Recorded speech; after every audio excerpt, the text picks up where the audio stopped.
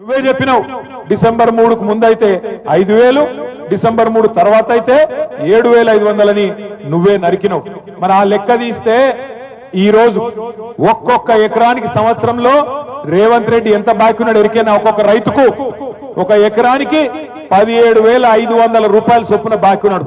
నీకు 2 ఎకరాలుంటే 35,000 బాకీ పడ్డాడు. నీకు 4 ఎకరాలుంటే 70,000 బాకీ పడ్డాడు రేవంత్ రెడ్డి. అందుకే ఇంటింటికి వచ్చే కాంగ్రెస్ నాయకులు రేపు సర్పంచ్ ఎలక్షన్లల్లా, జెడ్పీటీసీ ఎలక్షన్లల్లా, ఎంపీటీసీ ఎలక్షన్లల్లా మళ్ళా కాంగ్రెస్ వాళ్ళు వస్తారు. వచ్చి మళ్ళా పాంప్లెట్లు పట్టుకొని అమ్మా చేయి గుర్తుకోటేరి, అమ్మా చేయి గుర్తుకోటేరి అని వస్తారు. ఏం అడగాల మీరు?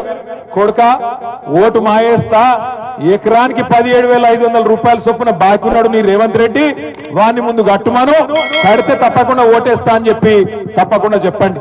ఎంత బాకీ ఉన్నాడు? ఎకరానికి 17,500 రూపాయలు బాకున్నాడు. 2 ఎకరాలుంటే 35,000 బాకీ, 4 ఎకరాలుంటే 70,000 రూపాయలు బాకీ ఉన్నాడు రేవంత్ రెడ్డి. రాగానే బాకీ ఉన్నాను ఎట్లా అడుగుతాం మనం? అవసరమైతే గల్ల పట్టుకొని అడగాలి. ఏమరా కొడుక ఏదో బాగా చెప్తే ఎలక్షన్ ముందు కాంగ్రెస్ గుద్దు గుద్దు అంటివి, అభయాస్తం అంటివి, ఇప్పుడు అభయాస్తం భస్మాసురాస్తం అయింది, నెత్తి మీద భస్మాసురాస్తం అయిపోయి ఆగమైపోతున్నాం, ఏం సంగతి అని అడగాలి.